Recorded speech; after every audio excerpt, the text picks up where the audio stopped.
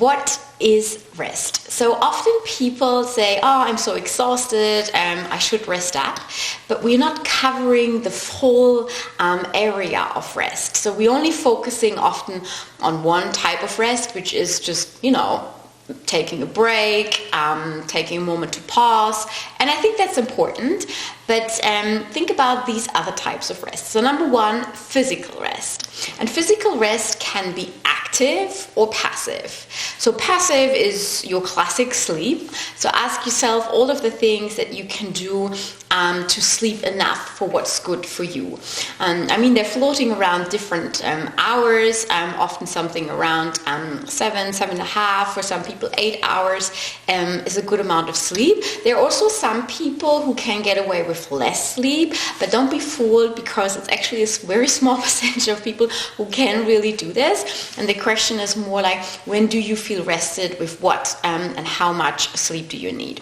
And in order to make this right, of course, you need to get into right patterns right before you go to bed. So what are some things that calm you down? So for some, it's avoiding all of the screen time. For others, it's making your bedroom in a place where you really feel like comfy and you can relax. For others, it's not eating too much before going to bed. For others, it's having a warm drink. So whatever it is, make sure you kind of create a really good nighttime pattern, so that your body is already kind of like sensing up for, now it's time to rest.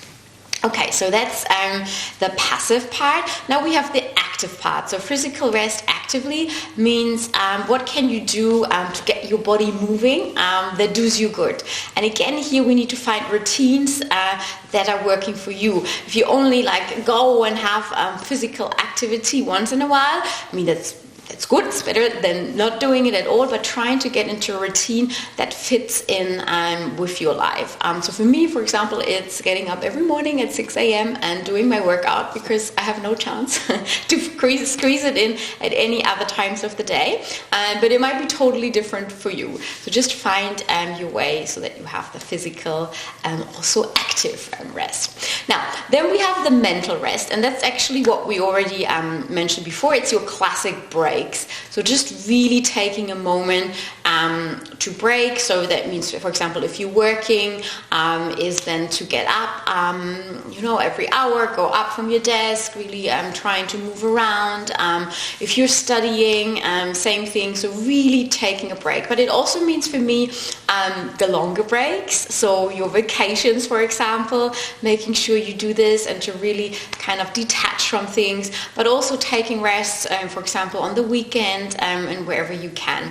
Of course, depending on your lifestyle and your other responsibilities, this is sometimes hard to do, but it's so important that you take care of yourself first, so that you then can also be there for others. And the third type we're going to talk about today is the sensory rest. And that's actually something I notice more and more people are having issues with.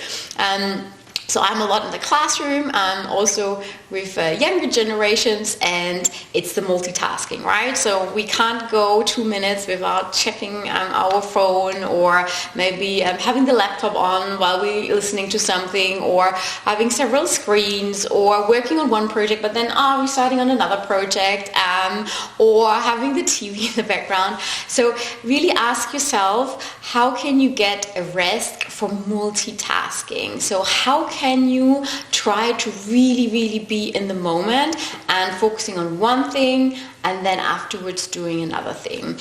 Of course, sometimes this is unrealistic, but also really try to see, what is this multitasking thing doing for you? What are you trying to distracting yourself from? And often we arrive quicker and more relaxed at our goals if we focus on one thing at a time. All right, these were the first 3. If you want to know more, the next 4 types of rest come in the next video. See you next time.